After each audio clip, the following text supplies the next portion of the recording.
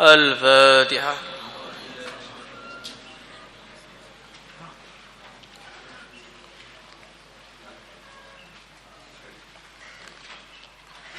الفاتحة.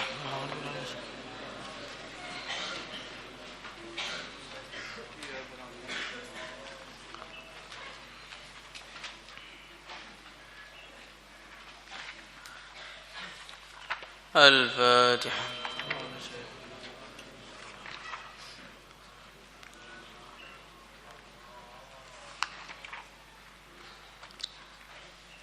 بسم الله الرحمن الرحيم.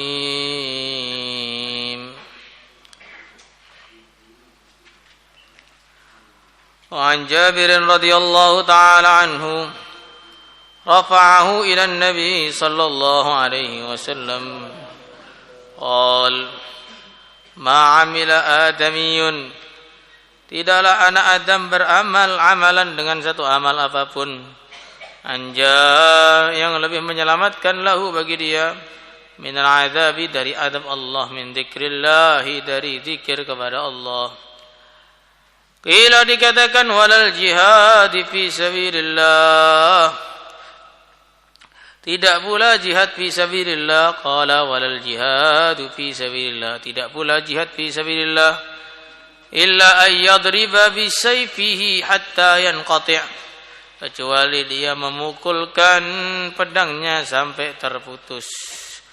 Rawahu at-Tabarani bi isnadin rijaluhu thiqat. Jadi di sini dijelaskan bahwa bukan termasuk amalan yang paling menyelamatkan dari azab Allah itu adalah zikrullah. Jadi zikir itu punya banyak sekali keutamaan. Di antara keutamaannya yang paling tinggi, orang yang berzikir akan diingat oleh Allah. Itu keutamaan yang tidak perlu tambahan keutamaan. Fadilah yang laisa fauqaha fadilah. Satu kelebihan yang tidak ada di atasnya kelebihan lagi. Orang yang ingat kepada Allah, dia diingat oleh Allah. Lah hasil dari diingat oleh Allah itu apa? Anja min adabillah. Amalan itu menjadikan orang itu tidak diazab oleh Allah. Ini keutamaan zikir yang kedua yang terbesar itu, yaitu menyelamatkan orang dari azab. Baik azab di dunia maupun azab di akhirat. Qul huwal qadiru ala ay yab'atha 'alaikum 'adaban min fawqikum aw min tahti arjulikum. Allah itu kuasa kalau kita mau merenung sedikit saja. Kuasa Allah itu menurunkan azab dari atas langit, kuasa. Menurunkan azab dari bawah bumi, kuasa. Dari depan kita, kuasa. Dari kiri kita, kuasa. Kanan kita, kuasa. Dari dalam tubuh kita pun juga kuasa. Maka kehancuran seseorang yang dimurkai oleh Allah itu caranya macam-macam. Ya tergantung Allah pengen menghancurkannya bagaimana. Aminhum man arsalna alaihi hasiba. Diturunkan hujan batu. Minhum man ahadathu as-sayhah, diteriaki malaikat Jibril saya mati semua. Minhum man khasafna bihil arda, ditelan bumi hidup-hidup. Minhum man aghraqna, tenggelam, baik tenggelam di laut atau tenggelam di rumahnya. Jadi azab itu bisa turun dari berbagai arah.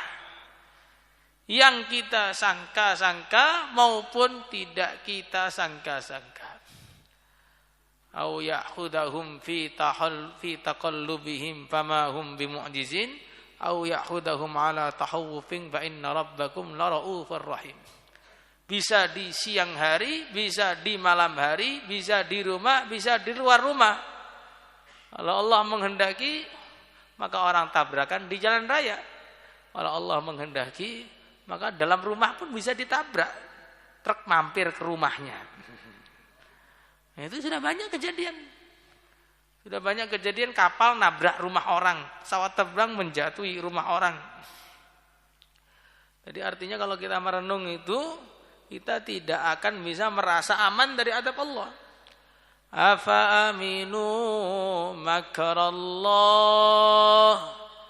fala ya'manu makrallahi illal qaumul khasirun. Jadi orang yang merasa azab itu tidak akan datang, itu betul-betul sebodoh-bodohnya orang.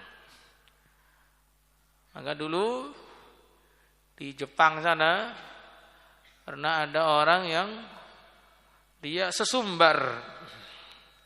Dia merasa hebat, bisa menahan azab Allah, pasang rumah anti gempa. Pokoknya gempa kayak apapun nggak bisa, ada pirnya rumahnya itu. Jadi bisa goyang kanan, goyang kiri, goyang kanan, goyang kiri gitu. Nah, ternyata besoknya gempanya bukan kanan kiri, gempanya naik atas bawah, atas bawah, atas bawah. Rontok semua. Seperti pesawat Sukhoi Jet 100 tuh tahun 2012. Pilotnya bilang, ini pesawat ini tidak mungkin jatuh. Tidak mungkin nabrak. Karena bisa belok sendiri. Akhirnya terbang, betul belok sendiri, ada gunung malah belok ke gunung. Brak. Nabrak gunung salah. Jadi azab Allah itu bisa datang dari mana saja yang tidak disangka-sangka.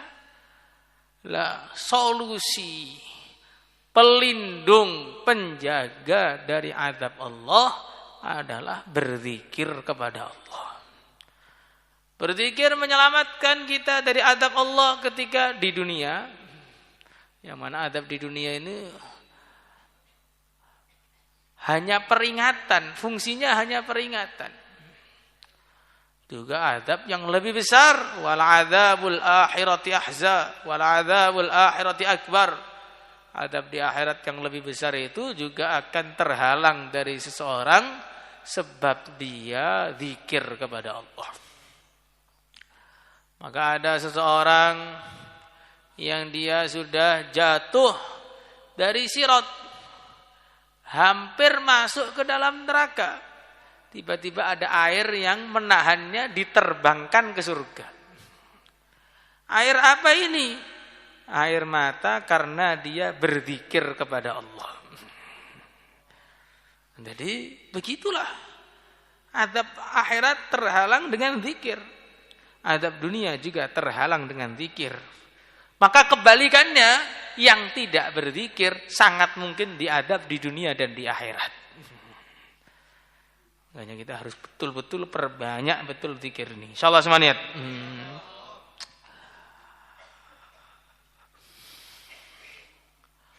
وعن عبد الله بن عمر رضي الله تعالى عنهما عن النبي صلى الله عليه وسلم أنه كان يقول إن لكل شيء سقالة, segala sesuatu ada pembersihnya. Wa inna siqalatal qulubi, dan pembersihnya hati, zikrullah, adalah zikir kepada Allah. Karena hati itu kalau sudah keras, maka nanti jadi tidak ada kesan apapun. Diiming-imingi surga juga enggak tertarik, diiming-imingi neraka juga enggak tertarik, malah topang dagu saja. Enggak tertarik. Makanya dalam hadis dikatakan ab'adul syai' minallah al-qalbal qasi. Perkara yang paling jauh dari rahmat Allah adalah hati yang keras. Hati yang keras itu tandanya apa? Diiming-imingi amal juga enggak pengen. Enggak pengen, hatinya tidak ada inbi'as sama sekali. Tidak ada tergetar untuk mempraktekkannya. Ditakut-takuti neraka, hatinya juga tidak bergetar dalam ketakutan, dia biasa aja. Atau sekarang orang bilang be aja. Be aja itu bukan bagus. Orang yang selalu be aja, selalu biasa aja, menandakan memang dia itu orang biasa aja. Tidak ada nilainya di sisi Allah Subhanahu wa taala. Nah, hati yang sudah begitu berkarat, hati yang sudah mati, hati yang sudah kotor, hati yang sudah dipenuhi dengan kotoran dosa, itu tetap bisa dibersihkan. Apa pembersihnya? Zikrullah. Dalam hadis lain, di antara pembersihnya adalah membaca Al-Quran. Maka bacalah Al-Quran, bukan sekedar untuk membaca Al-Quran, tapi bacalah Al-Quran untuk membersihkan hati kita. Karena innamal a'malu binniyat wa innama likulli imri'in ma nawa. Orang akan mendapatkan apa yang dia niatkan. Kalau baca Quran sekedar untuk menjaga hafalan, ya dapat hafal saja. Kalau menjaga Quran untuk hafalan dan amalan, maka dapat hafal dan dapat amal. Membaca Quran sebagai taubatnya, maka dapat membersihkan dosa-dosa. Membaca Al-Quran sebagai bentuk kecintaan kepada Allah, dia akan dicintai oleh Allah. Makanya itulah orang itu kalau ahli ilmu harusnya niatnya itu makin banyak. Sama-sama ke masjid, yang satunya takut ketutup gerbang, yang satunya cari ridho Allah. Walaupun sama-sama di masjid, ya nilainya sangat-sangat berbeda. Sama-sama duduk ngaji, satunya karena nggak bisa keluar dari masjid, satunya karena pengen ngaji, nilainya sangat berbeda di sisi Allah. Maka sebenarnya kalau kita lihat amalan dohir kita itu ya mirip-mirip saja. Semua santri itu hampir sama. Waktunya ngaji, waktunya tidur, waktunya melek, ya begitu-begitu saja, sama. Tapi setiap detik sebenarnya derajatnya setiap orang berbeda tergantung hatinya masing-masing. Lah hati kita sekarang sedang memikirkan apa? Apakah memikirkan makan sore? Iya, pangkatnya hanya sesuai dengan apa yang terhasilkan setelah makan. Siapa yang dipikirkan hanya perkara yang masuk ke dalam perut, maka nilai dia hanya seperti yang keluar dari perut. Wa inna siqalatal qulubi dzikrullah. Pembersih hati adalah zikir kepada Allah. Maka hati itu kalau buat zikir itu tenang sekali. Dan nanti kalau orang itu sudah merasakan nikmatnya berzikir, dia akan sedih ketika nikmat itu hilang. Tapi kalau orang itu memang nggak pernah merasakan nikmatnya berzikir, lihat orang zikir nikmat tuh bingung. Apa sih enaknya narik-narik tasbih? Akhirnya karena bingung narik tasbihnya diganti di cincinnya. Langsung ketika zikir bukan ingat Allah, ingat pramugari sedang cetek-cetek di pesawat sana. Ini kalau belum pernah naik pesawat nggak tahu, tapi saya ingat. Maka tanda sekitarnya nggak tahu. Wa inna siqalatal qulubi dzikrullah wa ma min syai'in, tidaklah ada sesuatu anja min adzabillah yang lebih menyelamatkan dari azab Allah min dzikrillah, dari zikir kepada Allah. Qalu, maka mereka mengatakan walal jihadu fi sabilillah, tidaklah jihad fi sabilillah lebih utama. Qalu, Nabi bersabda, walau ayyadriba bisayfi hatta yanqati', walaupun dia memukulkan pedangnya sampai terputus, sampai pecah, bersimbah darah, tetap orang yang zikir lebih utama. Ini bukan berarti jihad itu enggak ada keutamaan. As-saif, inna saif mahhaun lil khataya. Itu ada riwayatnya begitu. Pukulan-pukulan pedang fi sabilillah itu mahhaun lil khataya. Sangat-sangat membersihkan dosa-dosa. Inna abwabal jannah tahta dhilalis suyuf. Pedang-pedang, pintu surga berada di bawah naungan pedang ketika pertempuran. Tetap ada nilainya, tapi zikir lebih utama nilainya. Bukan enggak ada nilainya. Bukan enggak ada nilainya, tapi zikir lebih utama nilainya. Wa an Abdullah bin Busr radhiyallahu ta'ala anhu anna rajulan qala ya Rasulullah sallallahu alaihi wasallam, inna syara'i'al islami, sesungguhnya syariat-syariat Islam qad katurat alayya, telah menjadi banyak atasku. Perintahnya Islam itu banyak sekali, tuntutannya memang banyak. tuntutan zakat, tuntutan puasa, tuntutan sholat, tuntutan belajar ilmu, tuntutan berjuang, tuntutan cari rizki yang halal, tuntutan akhlak yang baik, banyak sekali tuntutannya. Fa'akhbirni, maka ajarilah aku bisyai'in dengan sesuatu, atatsabbatu bihi yang aku memegang teguh dengannya, jadi amalan andalanku. Qala, maka Nabi bersabda, la yazalu lisanuka ratban min dzikrillah, jangan henti-hentinya lisanmu basah karena zikir kepada Allah. Karena nanti kalau sudah kuat zikirnya, amalan-amalan lain mudah untuk dikerjakan. Jadi amalan itu tidak ada yang saling melemahkan, itu tidak ada. Gak ada ceritanya sebab amalan, kehilangan amalan, itu gak ada. Adanya sebab kemaksiatan, kehilangan amalan. Alaikum bisidqi, fa inna sidqa yahdi ilal bir, wa innal birra yahdi ilal jannah. Selalulah kamu jujur, amalan namanya jujur. Kalau sudah memiliki amalan namanya kejujuran, yahdi ilal bir, maka kejujuran itu akan mendatangkan kebaikan-kebaikan yang lain. Wa iyyakum wal kadzib, jauhilah kamu dari kebohongan.